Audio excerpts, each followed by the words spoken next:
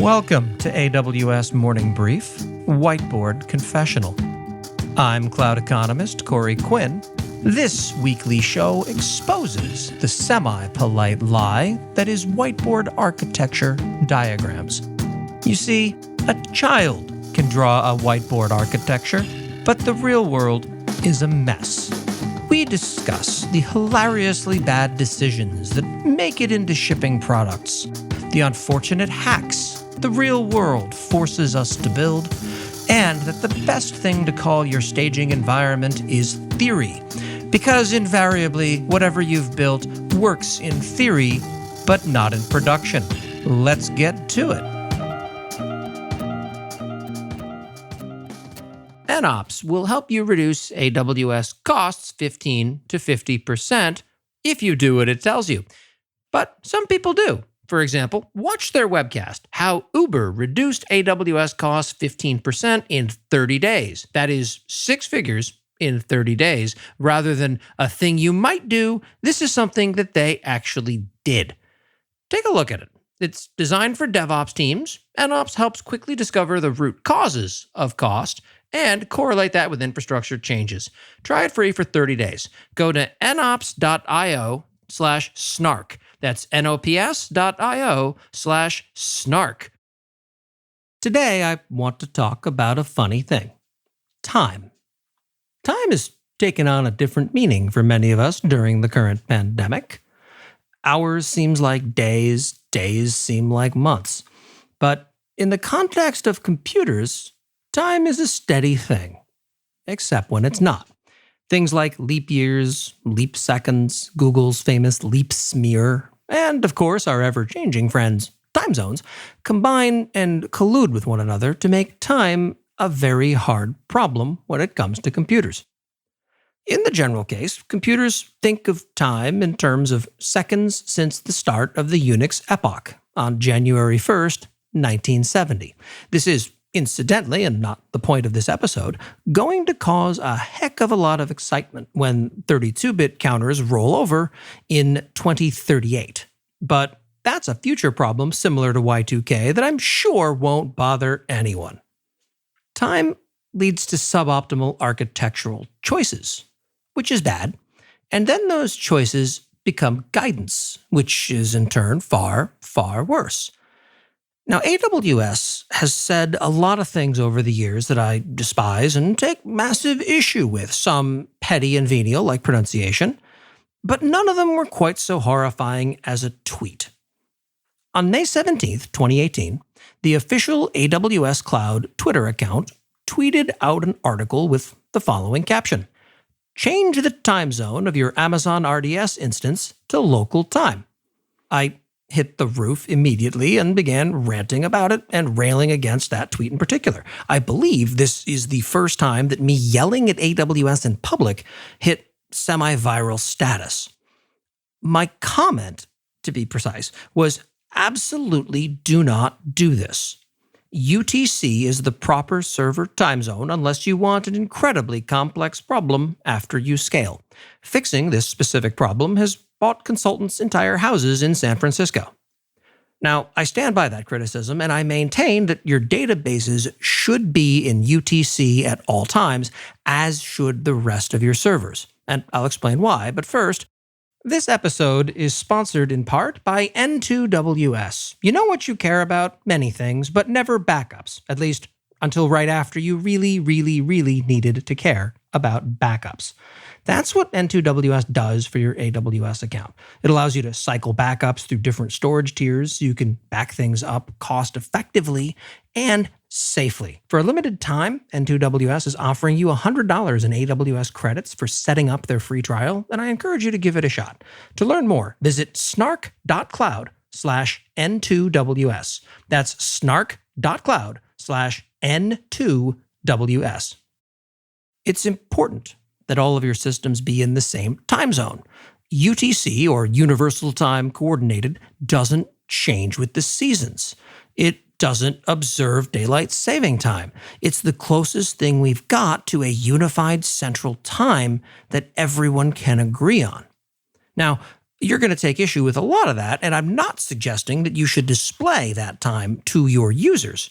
You have a lot of options around how you can alter the display of time at the presentation level. You can detect the time zone that their browser is set to. You can let them select their time zone in the settings of your application. You can do what ConvertKit, one of my vendors, does and force everything to display in US East Coast time for some godforsaken reason.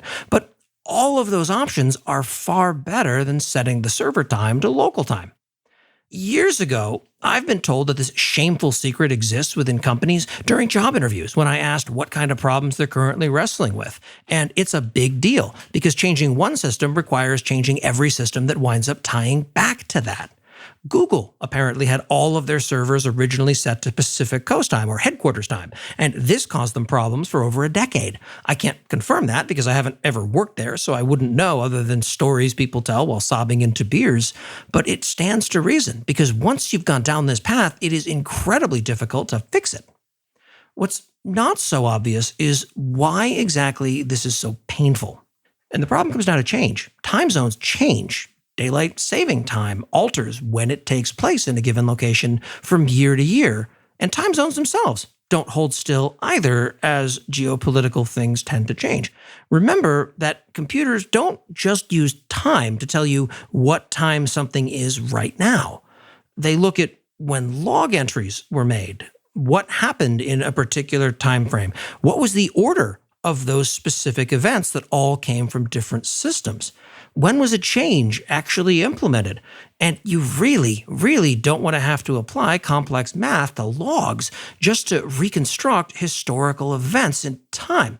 Well, that one was before daylight saving time took effect that year in that particular location where the server was running in. So just carry the two. That becomes awful stuff, and no one wants to have to go through that. It also leads to scenarios where you can introduce errors with bad time zone math. Now, there are a couple of solid objections here, but one of the only ones that I saw advocated on Twitter when I started ranting about it was of the very reasonable form. Look, most stuff that uses databases in a lot of companies is for a single location at a single company, and it's never going to need to scale beyond that company. And I don't take issue with that argument. In fact, I would argue that it's correct. I think that one of the problems we have in technology is we tend to assume everything we build has to be scalable and ready to go across the globe at a moment's notice. And it simply doesn't happen the vast majority of the time. But it's still a terrible direction to go in for something like this, because there's going to be an exception that suddenly does require that eventually, and having to unwind all of the time decisions that you've made in an opinionated way in your system is incredibly painful and difficult, whereas just starting from the beginning and understanding that all of your systems are going to be operating in UTC makes this a heck of a lot easier. Nobody builds most things expecting to have to scale them massively, but sometimes you get lucky and surprise! Fixing these things after the fact takes tears and sadness and fire and brimstone and articles on the internet and people thinking you're dumb when you talk to them about your current architecture in job interviews, and it just doesn't lead anywhere good. So if you have a choice and you're debating this in any way, please set your system to universal time. My developer instance, which is only ever used by me, still uses universal time. Now, I have something set up in my Unix user profile that will set my time zone of preference to my user. And that's what it displays on the command line and in other things when I tell it to ls or look at a bunch of my files, what times are they edited in. But that's all done, again, at the presentation layer. The system time itself is set to UTC. Now, to their credit, AWS has since edited the how-to guide that their tweet linked to. And it starts off by saying that changing an RDS system to local time is strongly not recommended. And I do accept and admit that there are times where you're going to need to change RDS to a local time zone just to ensure compatibility with previous poor decisions that you're already suffering from. But it shouldn't be done as a best practice, and it certainly shouldn't be advertised as something that's a good idea. And when you do have to implement something like this, you should feel more than a little dirty about what you're having to do, because it's not the best practice. It is absolutely something that is going to cause you pain down the road, possibly. And if you can possibly get away from it, you should. This has been the AWS Morning Brief Whiteboard Confessional. I am Cloud Economist Corey Quinn. If you've enjoyed this podcast, please leave a 5-star review in Apple Podcasts, whereas if you've hated it, please leave a 5-star review in Apple Podcasts anyway, along with a comment telling me what time it is. Thank you for joining us on Whiteboard Confessional. If you have terrifying ideas, please reach out to me on Twitter at QuinnyPig, QUINNY Pig, and let me know what I should talk about next time.